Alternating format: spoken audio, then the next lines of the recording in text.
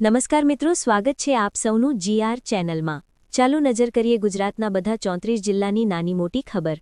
પરંતુ તેના પહેલા તમે આ વિડિયો કયા જિલ્લા કે ગામ શહેર મહોલ્લામાંથી જોઈ રહ્યા છો અમને કોમેન્ટ કરીને જરૂર જણાવો, જેથી અમે તમારા ગામ શહેર મહોલ્લાની ખબર તમને સૌથી પહેલા પહોંચાડી શકીએ। ખબરોની શરૂઆત કરતા પહેલા એક રિક્વેસ્ટ છે કે તમે આ વિડિયોને લાઇક કરી દો, કારણ કે જ્યારે તમે વિડિયો લાઇક કરો છો ત્યારે જ યુટ્યુબ અન્ય લોકોને આ વિડિયો બતાવે છે। તેથી અમારા માટે તમારું એક લાઇક ખૂબ જ જરૂરી છે।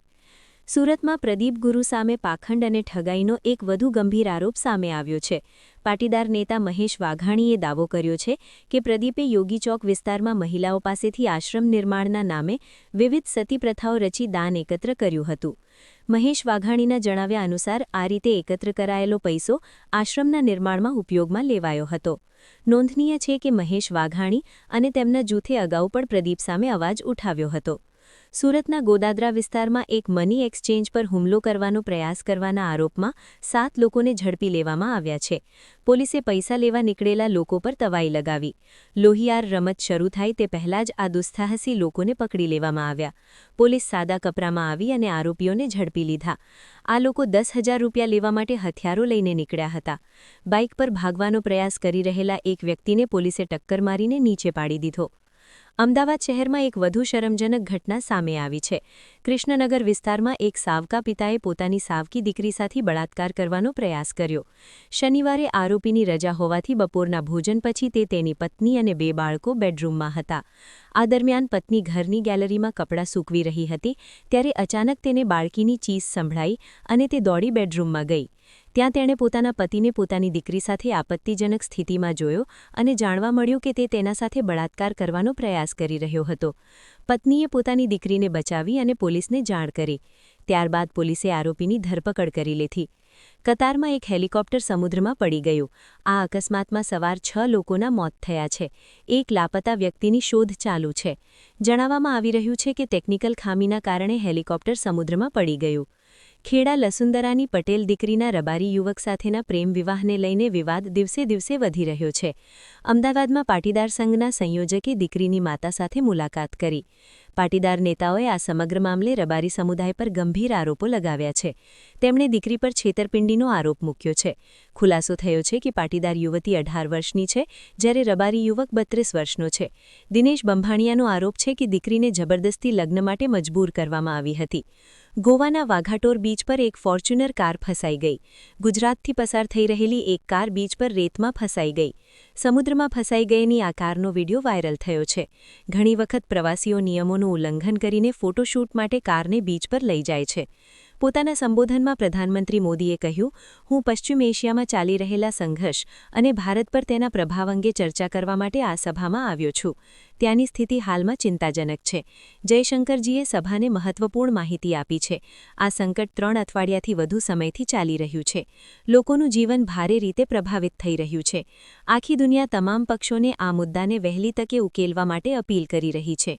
દ્વારકામાં પેટ્રોલ, ટ્રોલ અને ડીઝલની અછતના કારણે વાહન ચાલકોમાં ચિંતા ફેલાઈ છે। દ્વારકાના 2 પેટ્રોલ પંપો પર પેટ્રોલ અને ડીઝલનું સ્ટોક ખત્મ થઈ ગયો છે। સ્ટોકની અછતના કારણે વાહન ચાલકોને મુશ્કેલીનો સામનો કરવો પડી રહ્યો છે। પેટ્રોલ પંપ સંચાલકોનું કહેવું છે કે નવા સ્ટોકની અછતના કારણે પુરવઠો અટકાયો છે। સ્પષ્ટ કરવામાં આવ્યું છે કે નવો સ્ટોક આવ્યા પછી જ પેટ્રોલ અને ડીઝલનું વેચાણ ફરીથી શરૂ થશે। અમદાવાદ કોંગ્રેસે નિકાસકારો માટે રાહત પેકેજની માંગ કરી છે। ઈરાન-ઇઝરાયેલ યુદ્ધના કારણે નિકાસકારોને ભારે નુકસાન થઈ રહ્યું છે। નિકાસકારોના 5500 કરતાં વધુ કન્ટેનર ઓમાન બંદરે ફસાયેલા છે। તેમાં કપડાના કન્ટેનર ફસાવાથી 1500 કરોડ રૂપિયાનો વ્યાપાર પ્રભાવિત થયો છે। સરકાર પાસે કન્ટેનર પરત લાવવાનું શુલ્ક માફ કરવાની માંગ કરવામાં આવી છે। રાજ્યમાં સતત 2 મોસમી વરસાદનો ખતરો યથાવત રહેશે। હવામાન નિષ્ણાંત અંબાલાલ પટેલે વાવાઝોડાની આગાહી કરી છે। માર્ચના અંત અને એપ્રિલની શરૂઆતમાં ભારે વરસાદની સંભાવના છે। 4 એપ્રિલે રાજ્યભરમાં ફરી ભારે વરસાદનો અંદાજ છે। પશ્ચિમી વિક્ષોભના કારણે અનેક જિલ્લાઓમાં ભારે વરસાદથી તબાહી મચી શકે છે। 26 માર્ચથી બનાસકાંઠા, સાબરકાંઠા, અરવલ્લી અને દાહોદમાં ભારે વરસાદ થઈ શકે છે।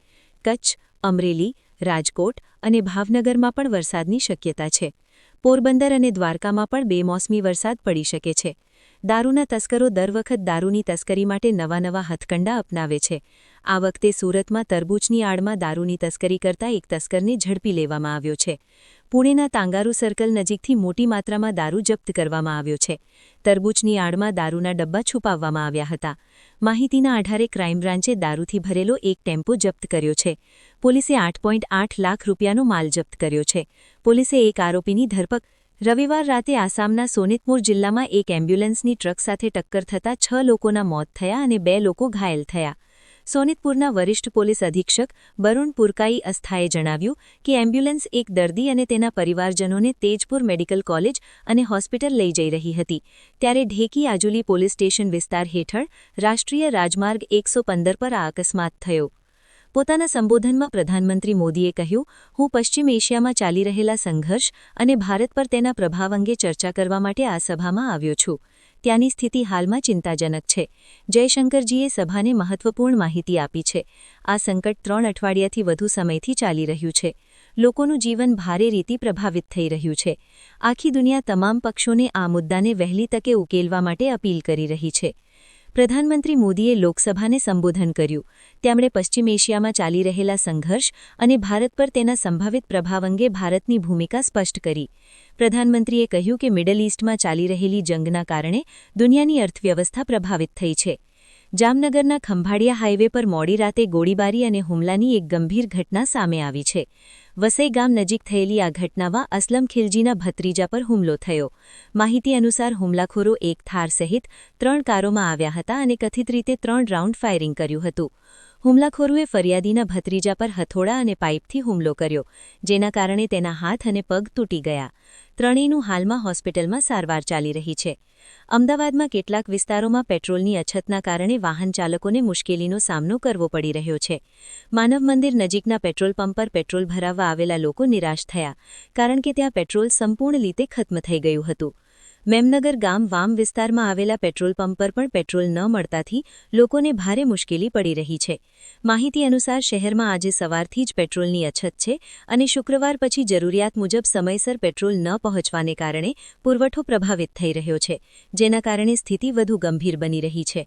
સ્વસ્થ અને સુરક્ષિત ગુજરાતના દાવાઓ વચ્ચે અમદાવાદ અને ગાંધીનગરમાં જલજન્ય બીમારીઓની ચિંતાજનક સ્થિતિ સામે આવી છે. છેલ્લા 1 વર્ષમાં અમદાવાદમાં 11,928 અને ગાંધીનગરમાં 1,996 લોકો જલજન્ય બીમારીઓના ઇલાજ માટે સરકારી હોસ્પિટલોમાં પહોંચ્યા.